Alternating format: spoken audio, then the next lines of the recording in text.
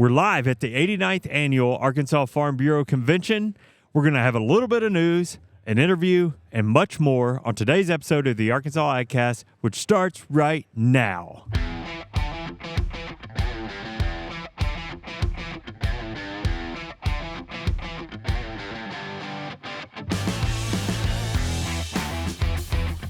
You're listening to the Arkansas AgCast, where we discuss the latest news, trends, and issues impacting Arkansas farmers and ranchers.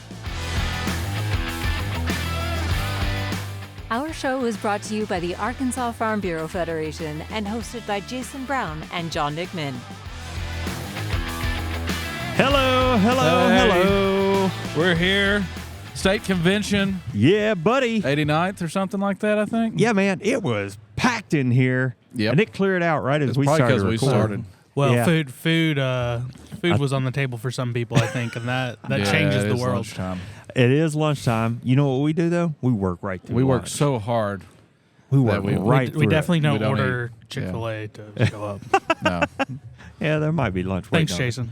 We're motivated by a little bit of lunchtime waiting on us when we get done here.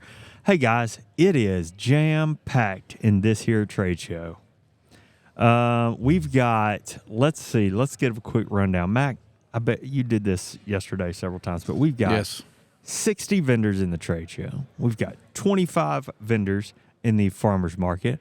We've got almost 50 exhibits in the Ag Mechanics show for like 100 plus things to do and see here. Yeah. Yeah. I think you nailed it. Yeah, well, we did 10 interviews on live television yesterday, so I'm a little bit accustomed to that. I mean, it's packed. It's fun. There's been a lot of people through here. I've had several people stop and ask me, like, how many people do you guys have here? I've heard over 1,000 people. Yeah, that's kind of what we were assuming, I think, going into it. I think we've hit that mark. And then, like, the farmers market this year is the first time we've done it. And even those people, most of them, it's their first time to be here. And they're like, I had no idea. Yeah. Well, no clue that how many people came through or what this was about or what's going on. And now that, they do now. Are they happy over there? Yes. That's kind of been the satisfaction I've gotten out of doing that project is people coming to me and giving comments of like, we're so happy to be here.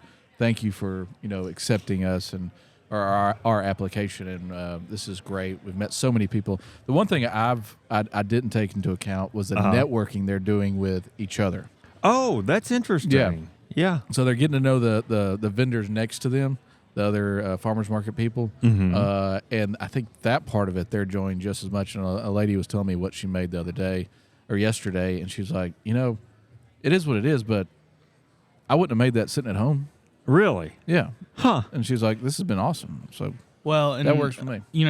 Sneak peek. This guy spent a bunch of money. My section of the show at the end here is going to be me showing off some of these local goods I got. Oh, and no way. It'll be too late for you to come here and get it, but it won't be too late for you to support these local businesses, through their online presences. Oh, that's right. Are you going to rate them? I don't know if that's no. appropriate. 10 out of 10. Look, 10 out of 10. farmers market manager's getting all nervous. 9.7 out of 10. Come on. You 10 out were of eating 10. a cookie earlier. Yeah. The cookie, which Is that from Miss Levon's? yeah, Miss Levon, which she actually works, in our office, Yeah, but she she does. makes Yeah. some incredible cookies. That That's what I M&M heard. cookie I just had, I'll rate it for you right now, live. Okay. 9.45. Wow, how about that, Miss 9.45. Levon? Get on. You're right. almost an economist with comments like that. Yeah. How the precision you have in your rating skills. Look, if you're gonna have hot takes, you better be good at giving them. That's it. I also want to give a shout out to, you know what? We were at dinner last night, foundation dinner. Where'd y'all eat? We were there together. Oh, We were at the Catfish? foundation At a dinner. foundation together, dinner? Yeah. Yesterday was a honoring long day. Rich, honoring Rich and Tina. Yeah, honoring Rich and Rich Hillman and Tina Hillman last night at the The fish foundation was dinner. good. We're standing there talking, you and I, just chit-chatting. Were we? Yeah, and somebody comes up to us and say, hey, I've got somebody who watches the show who would like to meet you guys. Yeah. And we're like, oh, really? That's interesting. And he says, yeah, my friend Randy Rush, who's here with us now, watches the is. show. He's a Yeah. fan of the show and would like to come meet you guys. And we did. We had a great conversation with Randy. Talked about what he does. He works for EPA. He works EPA. And it was just great to get to see and meet a fan. So, Randy, thanhanks for being here Yeah, today. thank Great you to so meet much. you last night. That was seriously, the pleasure was all ours. We love doing this, but the only thing we love more than doing the show is to hear from people who like to watch or listen to the show. The feedback plus Randy's enthusiasm in his feedback Yeah. really was again another positive thing for me. It was like, man, we sit here and we do this and we do take it seriously, right? Oh, we have a lot of absolutely. fun. Yeah. But there are people that like the information that we're providing, and that means a lot. Yeah, and his feedback was dead on for what we're trying to do on this show. He's like, I get some great information, but you guys have a lot of fun while you're giving it to me. And by golly, if that's not what we're trying to do on the show, I don't know what is. You guys have fun? So, yeah, we What? sometimes too much fun. All right, Matthew, you're not here all that much, so your comments. Oh, me. Well, we talked about the farmer's market. Back to the show here. We talked about the farmer's market. The Ag Mechanic Show. Have y'all walked through there? I have. I'm going to try to get one. Not of them not beers only paid have for. I walked through there, I tried bidding on a fire pit, but I'm getting priced out. It's so nice. Really? Like, it is a high. You think a solo stove's nice? No, these fire pits that these FFA kids have made Are you incredible. are you bidding on that one that looks like the Death Star, the Western No. version of the I Death think Star? that one's already sold. No. It's not up for auction. We actually did a video on that one. That's intense. BBFFA. Oh, you They can did some see good that on work. our YouTube channel, can't you? Yep. Okay. That car hauler trailer over there. I mean, I'm blown away by the level of skill that these high school students have. I think we ended up having around, like I said at the top show, around 50 projects over there. I think 25 of those are up for grabs in the auction. If you're watching the show, it's probably a little bit too late to get involved in that. But I'm just telling you, if this thing doesn't come back, much like the farmer's market, if that show doesn't come back next year, if the Ag Mechanic Show doesn't come back, Yeah. and the farmer's market doesn't come back, We're doing I think something we're going to wrong. have a problem. Yeah. I Yeah. think people are going to be I think- upset. Doing something wrong. Because- What I think is that people need to be saving a little Christmas money for this trade show. Yeah. If you can't find a Christmas gift in this trade show, man, I don't know what to tell you. The success I think we've had with both of these things for the 1st time. This is the bottom that this is the floor of it, right? I think it's Yeah. got a giant ceiling that it hadn't even touched yet. Oh, we could go into a whole nother building with that Ag Yeah. Mechanic Show stuff Oh, and yeah. the farmers market. I took our speaker, so our keynote speaker. Funny, I'm not telling a joke when I tell you all this. His name is Jason Brown. When I took him through the trade show earlier today, and he walked through the farmers market and the Ag Mechanic Show, he was blown away at the amount. Number one, the amount of vendors that we had. Yeah. But the quality of items and the things that we have here. He was over there Christmas shopping in the farmers Was he? market. Yeah. Good. Yeah, he was just really blown away. And he so Jason, well, he came here because we've seen him speak at American Farm Bureau, some other Farm Bureau events and things like that. And so he's been around to these things. He said he's never seen a trade show like this. Really? Yeah, exactly. I mean, he was really just amazed that's by it. that's another point for Arkansas. I think we were sitting in that meeting at the state fair, and the guy that does all the rides and the stuff, he was saying that this state, Oh, the Midway, yeah. our state fair has more agricultural related stuff than he thought. He was more impressed with it than any other state fair he had been to. So, Yeah. and I think sometimes the state of Arkansas doesn't get that positive reputation that Yeah. it deserves. Yeah, So yeah, I like to hear that from out of staters. that's exactly right. Matthew, any other things you want to comment on before we wrap up on the convention talk here? Well, I just would like to say that this trade show's been really, really well received. I think all the workshops looked extremely well attended. The one I did on drones had a lot of interest. And, I think that if you're not here this year, you've messed up. But here's how you fix it. Next year, it's only going to be better. Yeah. Every one of these little things that we've been improving on over last year, they're just going to be a little better next year. So Yeah, and I would imagine we probably have more attendance from the public next year too. Yeah. Oh, we saw people yesterday who Yeah. said, "Hey, I saw y'all on the morning news. I went ahead and took off today. My Yeah. wife and I came down. We wanted to shop the farmers market. They went and did the scavenger hunt through the Yeah. trade show. I mean, everything just because they saw us on the morning show. Oh, this morning when I was know? writing my story, I saw a group of firefighters walk through the farmers Really? market. Yeah. Oh, interesting. So, you know, I attended, talking about the workshops, Matthew, I sat in on the H2A workshop this morning. Guess what? We had a representative from Congressman Crawford's office in there, another gentleman who does some consulting on ag labor issues. They were in there, and basically it was a Q&A. Hey, how do I fill out this form? How do I address this issue? I mean, like a basic, you know, like a one-on-one advising session almost in there. So I think we've created a lot of value. I know it's kind of cliched to say best one ever. Yeah. But I'm telling you, this may be the best Farm Bureau convention ever, and I've been coming for a dozen years or more probably. So anyway, well, before we get into the news, and we have a special guest today, by the way. So before we get into any of that, I'm gonna pause and let you fill us in on the latest news du jour for the Arkansas Razorbacks. Yeah, this is You what I was will, wanting to do you today. will whoop me if we don't talk about News, this. we beat Duke. Is that what you're talking about? And, I was going to talk about it. I Yep. thought he'd talk about that. I was on the radio just not too long ago. Wow, look at you. And Interviews the all question time. that was asked to me was like, did you watch the game last night? And I was like, yes, of course I watched the game last night. But we got to the point What do of you think I am, an idiot? just in the last 48 hours, Yeah. I think 48 hours ago, what was the state of the Arkansas football program and the fan base's feelings toward it? Probably not good. I'd say And 1 out on- of 10. And Do on not top of that, recommend. the Razorback basketball team had just kind of gotten A little bit of a slope. You know, we Yeah, were got- two got it. down. got hit pretty hard in Atlantis. Uh-huh, Atlanta uh-huh. or Atlantis, the Bahamas. Yeah, the Bahamas. So people were feeling too good. Then Uh-huh. boom, all of a sudden they hire Bobby Petrino for the offensive coordinator, coming back for round 2 of his stint at the University of Arkansas. Which you called 2 days ago. Yep, Giving everybody you was credit. like, you know, well, you talking about like it's already happened. I was like, man, I think this is going to happen. But Yeah. I did say some other things about it. But and then we beat Duke, the number 7 team in the nation. Mm-hmm. And the 5th time we've ever played them. And Yeah. our record against Duke, they'd won 2 and we'd won 2, and we beat them last night. But we almost gave it back to them. I don't know if you watched that game. You know what? I was in bed. I got to tell you. I almost went to sleep, but I had to watch it. But Well, you man, know, We were up by like 15, yeah, 20, something and like then that. almost gave it back. Almost gave it back. I don't know how old you were in '94, but I remember know how old I watching was? that Duke. Again, you weren't born yet, probably, knowing how old I am. But A whole infamy. I over. remember watching that Duke game in the national championship game. I have a very foggy memory of it. I do Yeah. have. I think my dad or one of my parents were there, and they brought me back a basketball with the New Orleans Oh logo yeah, on logo it, on and it. the Yeah, March Madness thing. Yeah. I still have that basketball. really. Mhm. Hold on to that thing, Yeah. man.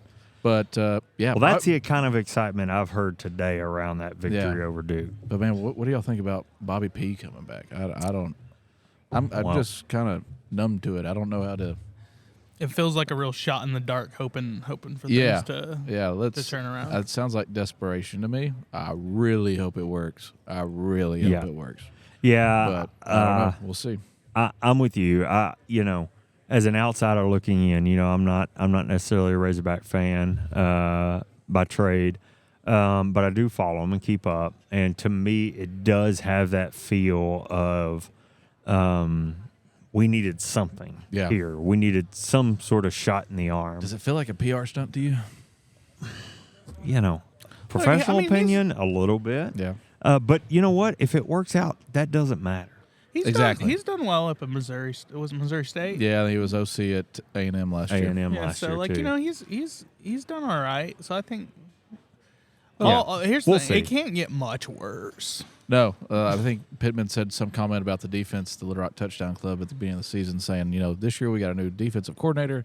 Last year we were there, but this year we hope to be better. So it was like we were probably the worst in the country this year in offense. We're pretty far down there. Yeah. Hopefully, Bobby P can bring that up a Yeah. little bit. Yeah.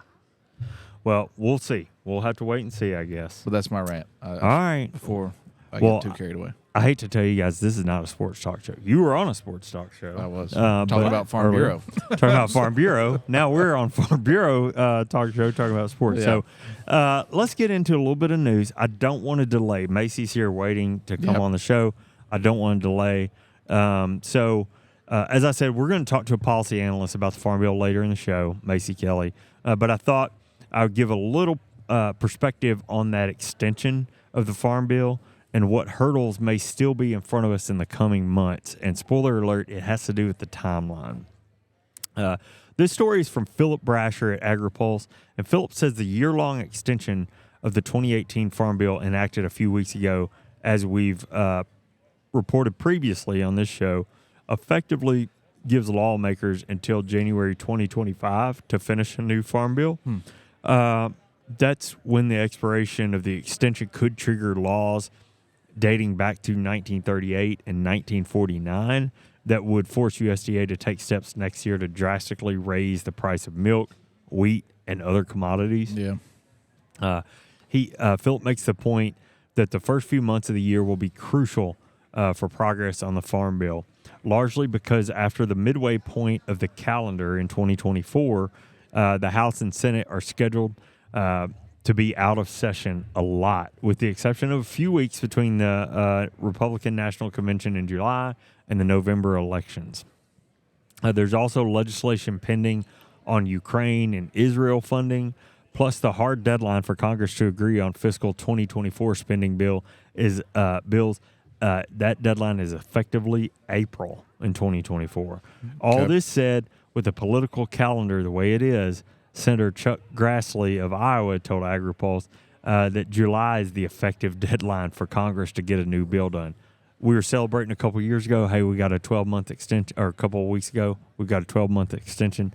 Now all of a sudden, Senator Chuck Grassley says, really, we're looking at July in 2024.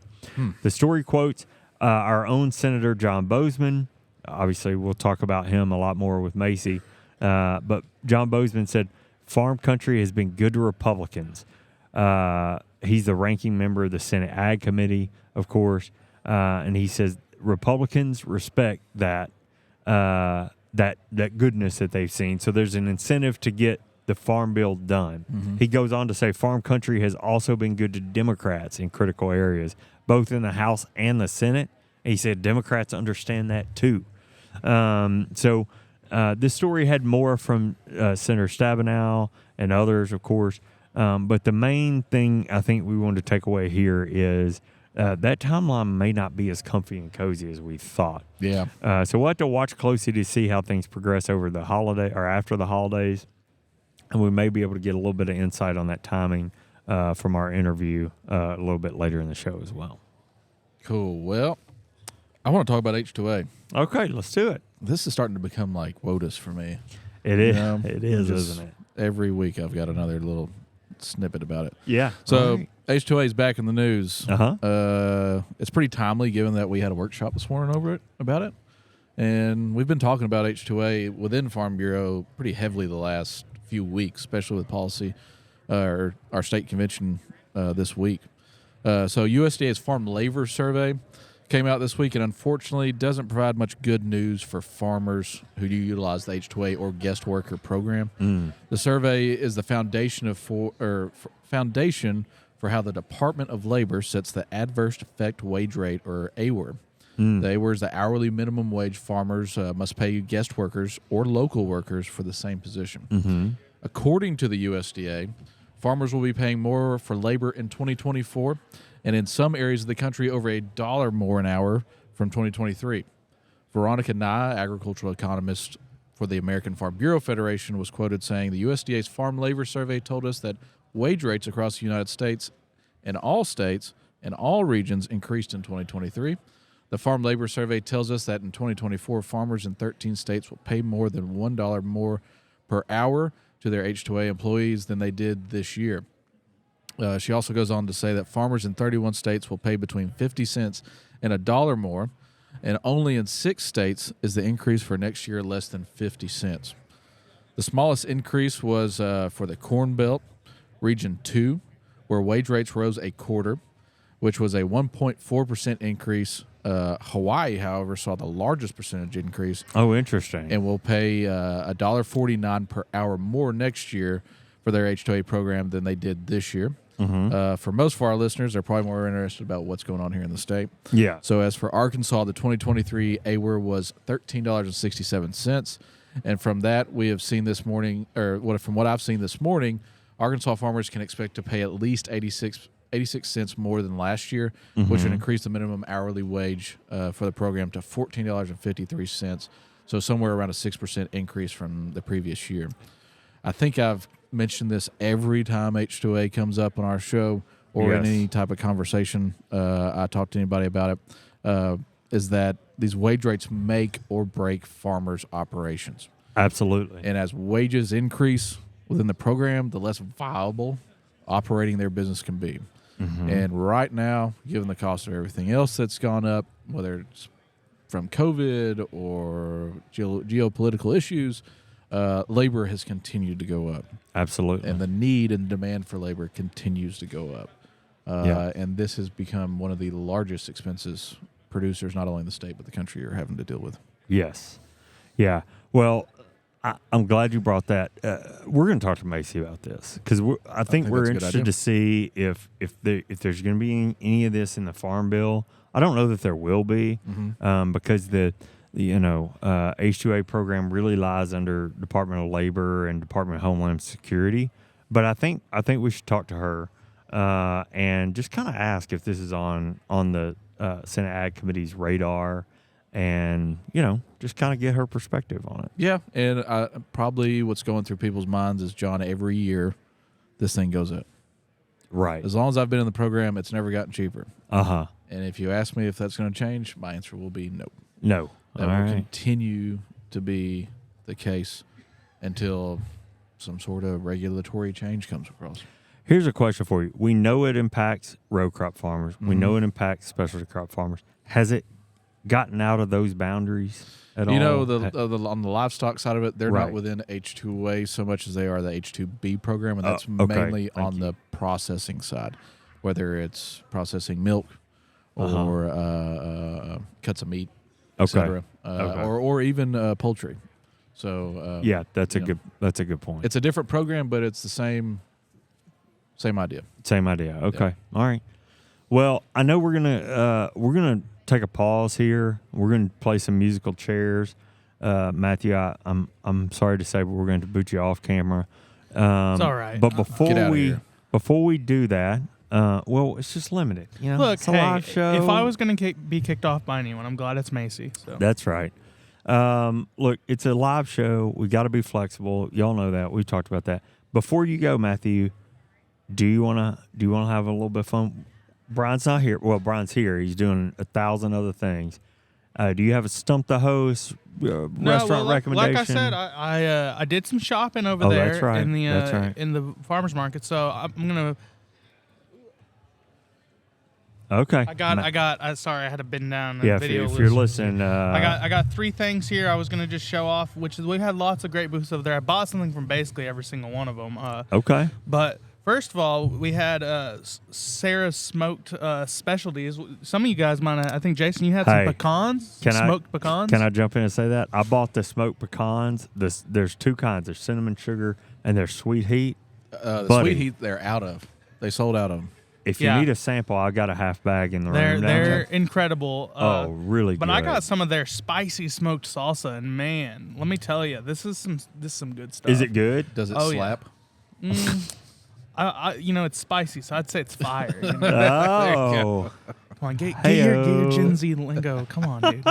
I'm too old for that. Second thing I got was from Squirrely Homestead, and it's Lily Shaw, and she she's her 2 big things she's doing. She sells some honey and stuff from some other people, but she's got dehydrated candy. First of all, interesting, which is very interesting and strange. But let me tell you, she gave me a sample. That's some good stuff. But her piece de resistance, I would say, is I like that French. That's not Gen Z. Is that was a collective sigh for everyone under the age of 30. That's funny. But she had jellies and jams, and I picked up some hibiscus jelly, and Ooh, I'm real that's excited good. about it. Put it on a biscuit or something, you know. Nice. But she had some great stuff over there. And lastly, I got some pickles from Magnus Creek Farm. Oh yeah. They're up in Austin, or right outside of Cabot. And Yeah. they've got all sorts of jarred and stuff like preserved things, and Sweet and spicy. I haven't tried these yet, but I'm really excited about it. And I've got a whole bag of stuff. But Awesome. this is all just, if nothing else, to say, guys, you can do as much shopping as you want locally. You can get almost Yeah. anything you want locally. Come get your Christmas shopping. And here, it's too late for you to come here, but all of these guys, you can look at our list. The list is out there. They all have online presences. Yeah. Most of them ship things, Yeah. or at the very least go follow them and see what farmers market they're going to be at next. you Yeah, know? if you check out our social media page, you'll see a list of all the ones that were here. Yeah. And the ones that have social media, I believe we tag them in all that. Mm-hmm. So you can follow in that direction And through that path. And I'll finish off by saying, if you came to the convention and you really enjoyed this farmers market, make sure to let staff know that. Let Share other people that, know. yeah. Share it around, because the way we get this to be bigger and better is by people saying, "Man, that was a great addition to the trade show." Yeah, and that prevents people saying that John McMinn doesn't know what he's talking about. Oh boy, here we go. How Here did we you know go. the rumors I was starting? Yeah, exactly. See? My concerns are real.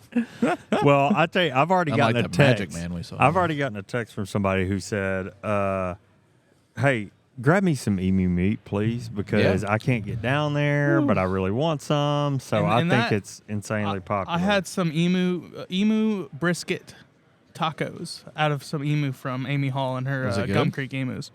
Incredible. Oh, man. I mean, it's very much and I say brisket as in it was cut to be like brisket, Yeah, obviously. And if you want a lean meat, if you're somebody who's, kind of trying to, cut it back on some fats, Yeah. emu's the way to go.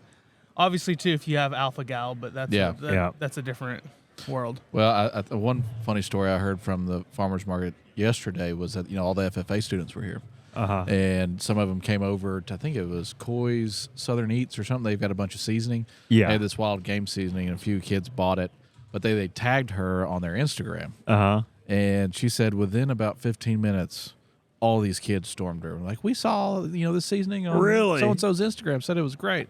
Oh, And she was man. like, I was overwhelmed, but. That's funny. She was like, I don't really know how social media works, but apparently it works. I'm like, yeah, well, I'm glad you're having a good time. Awesome. That's So- funny. That's funny. Well, I think we have an interview with Macie coming up. Yeah, right? we got an interview with Macie, so we'll knock that out real quick, and I don't know. We'll wrap up the show. Yeah. Awesome. All right, we're back just as we promised. We have Macie Kelly here on the show. Macie, we thank do. you for joining us. Thanks for having me. Whenever we record this show at live events, we sometimes like to include an interview. And Mac and I were sitting in a meeting yesterday. We looked up, you were there. He tapped me on the arm. Yeah, he tapped me on the arm. He's like, "Hey, why don't we try and get Macie on the show?" I'm like, "Dude, we're recording tomorrow. What do you mean?" And he's like, "Just ask her. She'll do it." You just kept on asking me for ideas. And I was like, well, there she is right there. That's fair. That's fair. So thank you for being here. Yeah, thank you again. Let me formally introduce you. If you watch this show, you probably know who Macie is. But here's the formal. Here's the formal. It's my pleasure to welcome Macie Kelly to the show. She's a policy analyst for the U.S. Senate Ag Committee, and better yet, an Arkansan who traveled home to be at the 89th Annual Arkansas Farm Bureau Annual Convention today. So, Macie, thanks for being here. Yeah, I'm glad to be here. How about that delivery? It was Has excellent. he been working on that, you think? I have. Probably rehearsed it. I think he has. I have. Yeah. It's an That was audition. impressive. Yeah, thanks. Well, how's your show been so far? Being here has been great. Yeah. I always go back to a joke that Senator Bozeman says of being in Arkansas is Yeah. being back around regular people. So it's great Yeah. to be back around the regular people, be Well, back in the home state yeah. of Arkansas. Just getting to see all the celebration.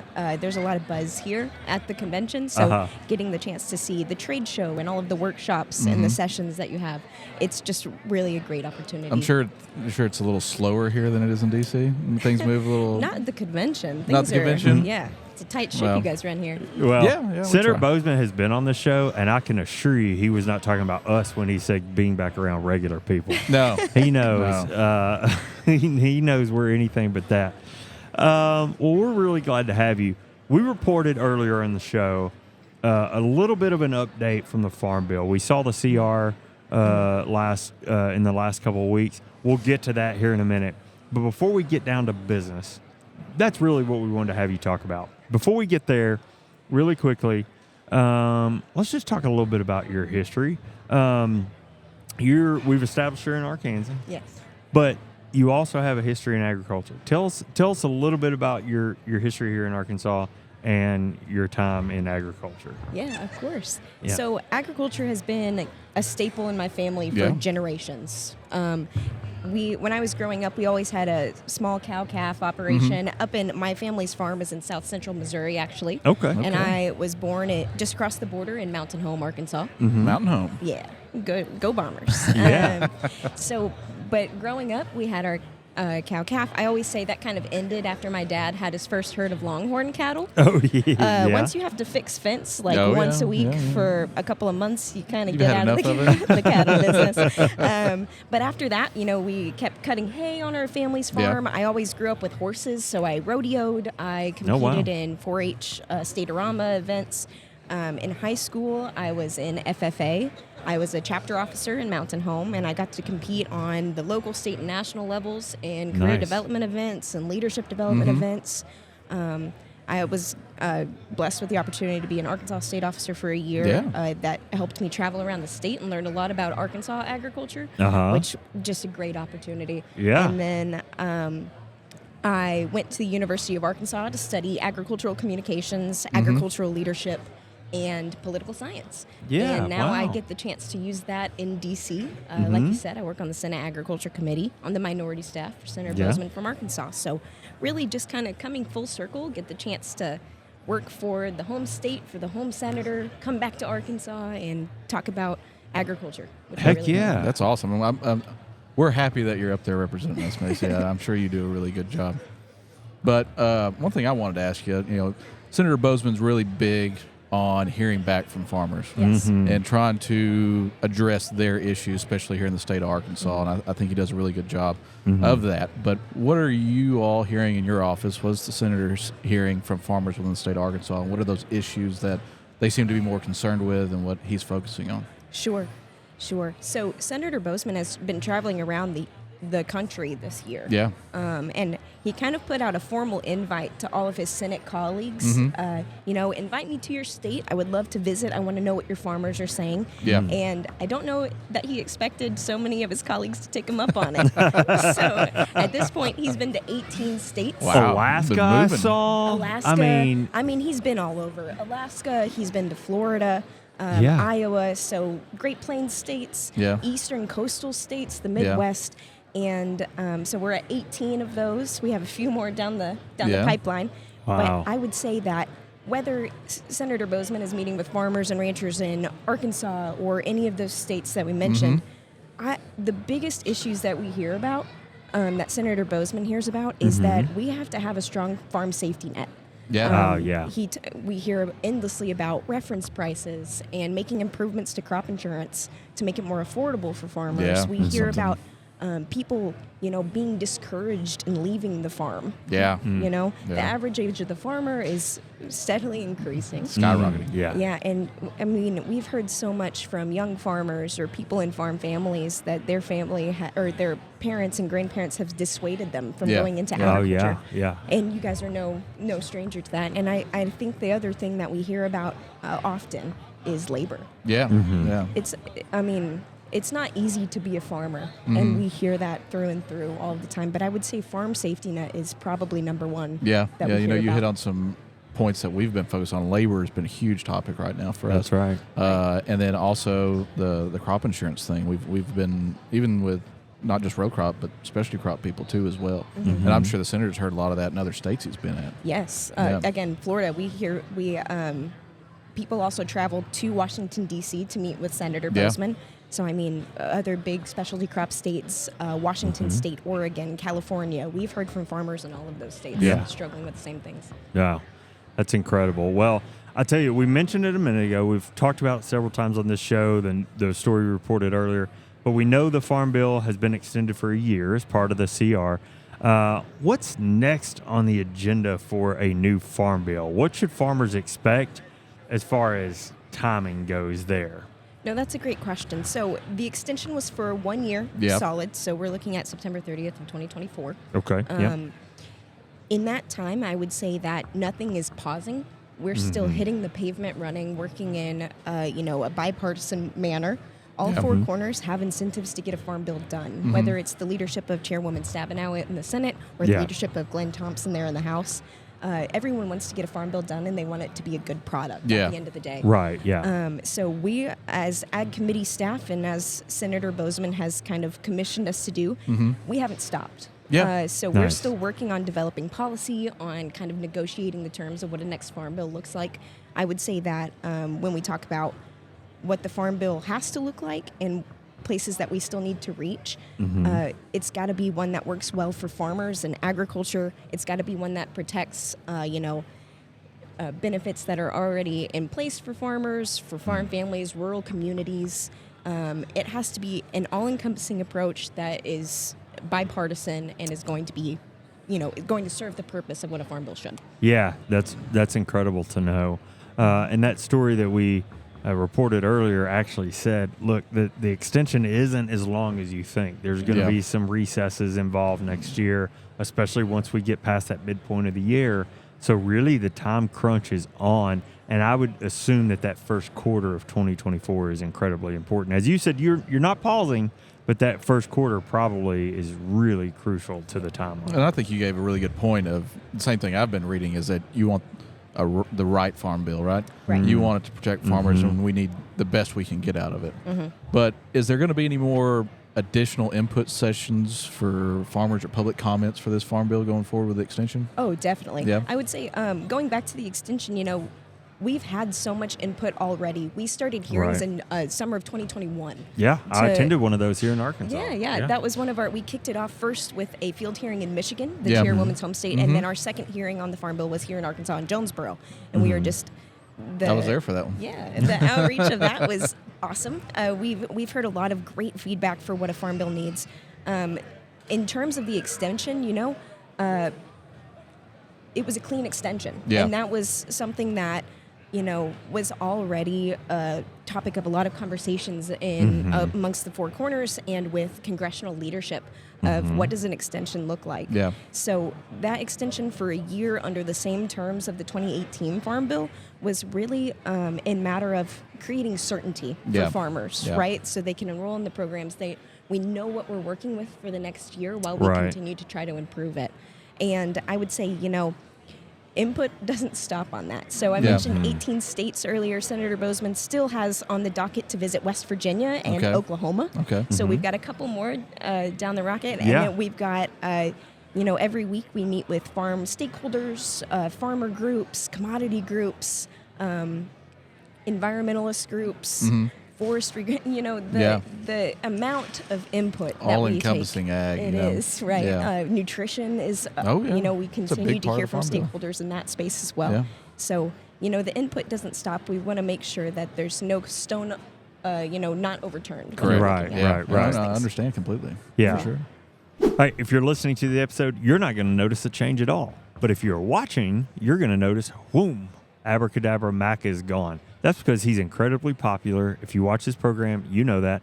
He's had to step away to do another interview.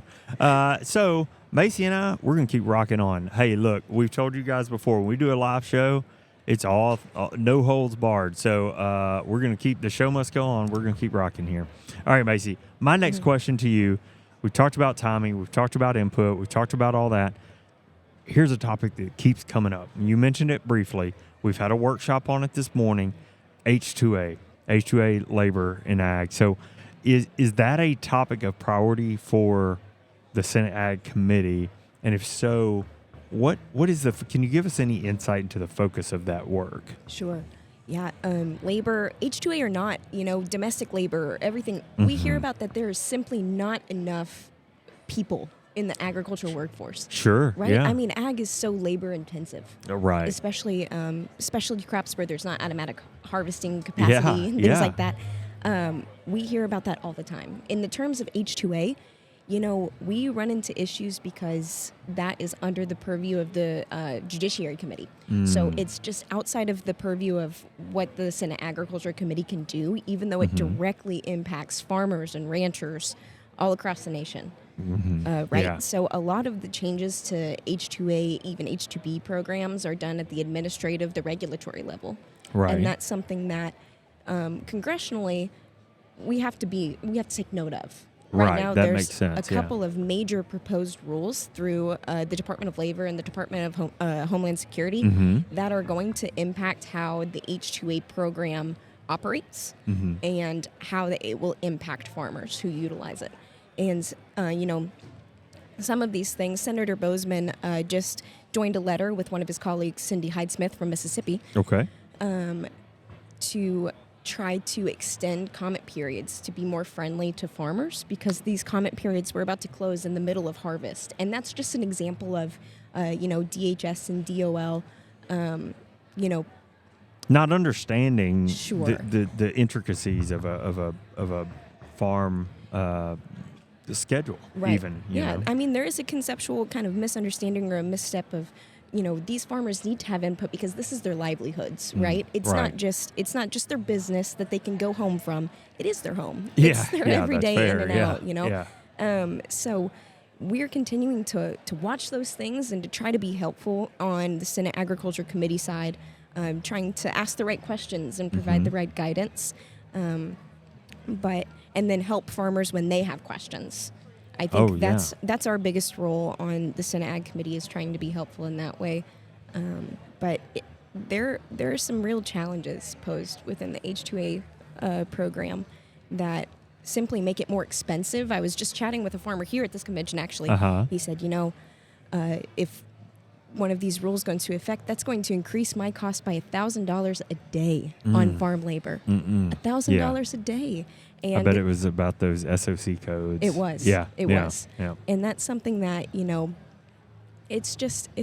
goes back to a conceptual misunderstanding of the impact of these things, or what farm labor actually looks like. Yeah.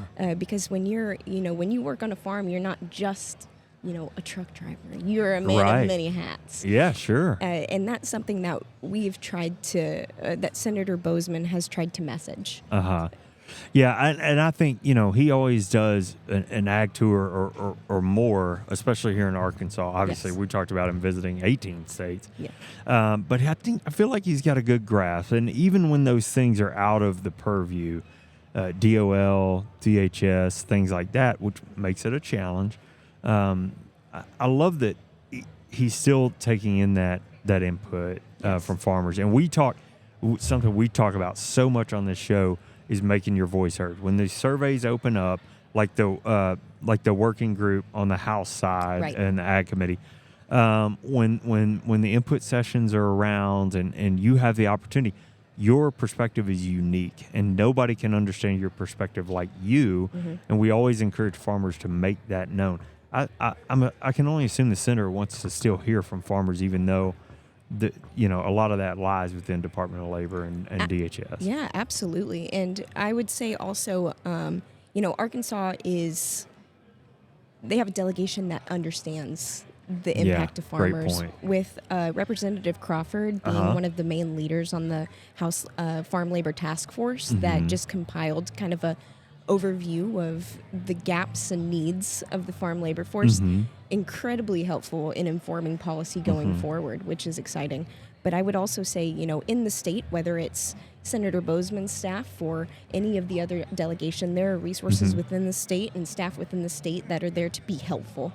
When farmers have issues or questions about H2A, how to acquire, H2A workers, or, running into all of the regulatory burdens or, roadblocks. Right. So that's what,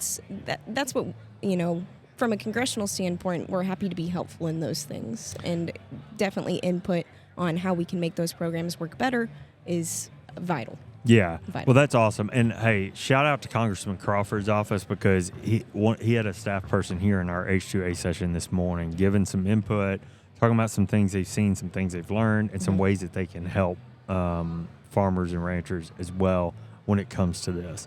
So let me see here. I guess if you're ready to wrap this thing up, we've kept you a long time, and I apologize for that. But all right, so I don't know if you watch this show. We'll say you do. Long-time viewer. Yeah, Long-time long fan. time. Every week. Don't miss an episode. All right, so we always have some fun. We always talk about food. Those Love are two that. things that we're going to do. So here we go. One thing you left out of your resume. I say your resume. Telling us about your background. One thing that you left out. You are a previous intern of Oh, Arkansas yes. Farm Bureau. Yeah, Okay, so we're going definitely. to brag on you. We're very proud of you at Farm Bureau. So you're a previous intern, and you know what we like to do at Farm Bureau? Eat. That's true. And this Can show confirm. loves to talk about food. So think back, get in the Wayback Machine here, and we're interested in your best meal while you're an intern, and I'll give you a little flexibility while you've been working in ag. Oh, man. What is one of the best meals you've had? And when we were coming up with this question yesterday, Max said, no barbecue or fish can be mentioned. Mainly because that's the staple at 90%. Farm Bureau meetings. So, yeah, that's it. That's your question. What is one of the best meals you've had, I'll say here in Arkansas, Okay. while you've been working in ag? I'm putting you on the spot now. I'm, fair warning, but we don't give you these questions ahead of time.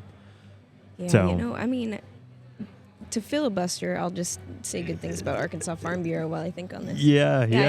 I graduated college in COVID. And then, Oh, wow. I didn't realize yeah, that. it's in 2020, so I always kind Yeah. of joke that I graduated from my kitchen table, and there's a picture to prove it. I have a picture of like a selfie with my cap and gown. That's funny. And then in summer of 2020, I was an intern for Farm Bureau, and Mm-hmm. Matt was like, "Man, I'm so sorry. Like usually it's DC trips, and you get to go to all of these, like county meetings and things like that. Sure. Well, those weren't happening. Yeah. So I got the chance. We were working on intern stuff, and I stayed local to Little Rock. But there was Yeah. a lot of opportunities to eat good food, and you have a lot Well- of good barbecue and fish. Yeah. That's for sure.